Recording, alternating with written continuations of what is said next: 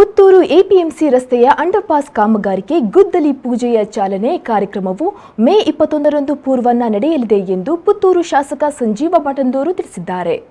ಪುತ್ತೂರಿನಲ್ಲಿ ಮಾಧ್ಯಮಗೋಷ್ಠಿಯಲ್ಲಿ ಮಾತನಾಡಿದ ಅವರು, ಹಲವು ಸಮಯದ ಬೇಡಿಕೆ ಈಡೇರಿಸುವ ಹಂತ ತಲುಪಿದೆ. ವಾಹನ ದಟ್ಟಣೆಯ ರಸ್ತೆ ಇದಾಗಿರುವುದರಿಂದ ಸವಾರರಿಗೆ ಉಂಟಾಗುತ್ತಿದ್ದ ಅಡಚಣೆಗೆ ಪರಿಹಾರ ಸಿಗಲಿದೆ.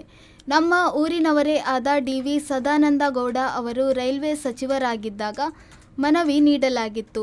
ದಕ್ಷಿಣ ಕನ್ನಡ ಸಂಸದ ನಳಿನ್ ಕುಮಾರ್ ಕಟೀಲ್ ಅವರು ಈ ನಿಟ್ಟಿನಲ್ಲಿ ಸಾಕಷ್ಟು ಪ್ರಯತ್ನ ನಡೆಸಿದ್ದರು.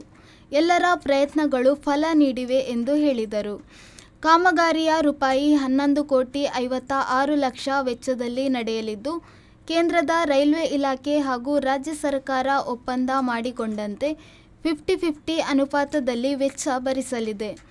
ರೈಲ್ವೆ ಇಲಾಖೆಯ ಇಂಜಿನಿಯರಿಂಗ್ ವಿಭಾಗದ ನೇತೃತ್ವದಲ್ಲಿ ಕಾಮಗಾರಿ ನಡೆಯಲಿದ್ದು, ಈಗಾಗಲೇ ಟೆಂಡರ್ ಪ್ರಕ್ರಿಯೆ ನಡೆದಿದೆ. ಗುದ್ದಲಿ ಪೂಜೆ ಆದ ಕೂಡಲೇ ಕಾಮಗಾರಿ ಆರಂಭಗೊಳ್ಳಲಿದ್ದು, ಮಳೆಗಾಲವನ್ನು ಹೊರತುಪಡಿಸಿ 4 ತಿಂಗಳಲ್ಲಿ ಕೆಲಸ ಮುಗಿಸಲಿದ್ದಾರೆ. ಅನಿವಾರ್ಯತೆ ಉಂಟಾದರೆ ರಸ್ತೆ ಬಂದ್ ಮಾಡಲು ಎಸಿ ಹಾಗೂ ಸ್ಥಳೀಯಾಡಳಿತದ ಅನುಮತಿ ಪಡೆಯಲಾಗಿದೆ ಎಂದು ಮಠಂದೂರ್ ಮಾಹಿತಿ ನೀಡಿದರು.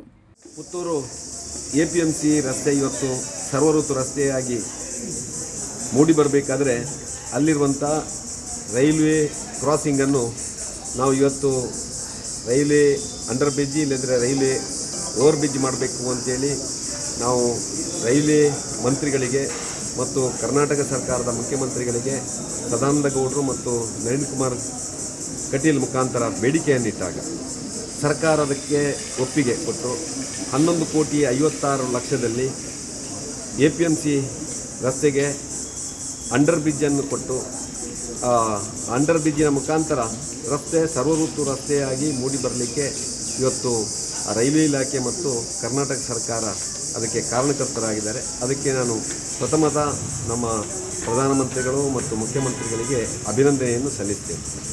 ಇವತ್ತು ಆ ಕಾಮಗಾರಿಗೆ ನಾವು 21ನೇ ತಾರೀಕು ನಮ್ಮ ಸಂಸದಂಥ ನಳಿನ್ ಕುಮಾರ್ ಕಟೀಲ್, ಮಾಜಿ ಮುಖ್ಯಮಂತ್ರಿಗಳಂಥ ಡಿ.ವಿ. ಸದಾನಂದಗೌಡರು, ಇಲ್ಲಿಯ ಸಚಿವರಾದಂಥ ಅಂಗಾರ್ ಅವರು, ಶ್ರೀನಿವಾಸ್ ಪೂಜಾರಿ ಅವರು, ಅದೇ ರೀತಿಯಲ್ಲಿ ಸುನೀಲ್ ಕುಮಾರ್ ಅವರು, ಕರ್ನಾಟಕ ಸರ್ಕಾರದ ಎಪಿಎಂಸಿ ಸಚಿವರಾದಂಥ ಸೋಮಶೇಖರ್ ಅವರು ಮತ್ತು ನಮ್ಮ ಸ್ಥಳೀಯ ಜನಪ್ರತಿನಿಧಿಗಳು ಎಲ್ಲ ಸೇರಿಕೊಂಡು ಈ ಕಾರ್ಯಕ್ರಮಕ್ಕೆ ನಾವು ಅವತ್ತು ಅಡಿಗಲ್ಲಿಡುವಂಥ ಅಂದರೆ ನಾವು ಅದನ್ನು ಸಾಂಕೇತಿಕವಾಗಿ ಅವತ್ತು ಕಾರ್ಯಕ್ರಮ ಗುದ್ದಲಿ ಪೂಜೆ ಮಾಡುವಂಥ ಕಾರ್ಯಕ್ರಮವನ್ನು ಮಾಡ್ತಾಯಿದ್ದೇವೆ. ಆ ಕಾರ್ಯಕ್ರಮ ಬಹುಶಃ ನಾನು ಕಂಡುಕೊಂಡಾಗಿ ಸುಮಾರು 17-18 ವರ್ಷದಿಂದ ಈ ಭಾಗದ ಜನರ ಬೇಡಿಕೆಯಾಗಿತ್ತು.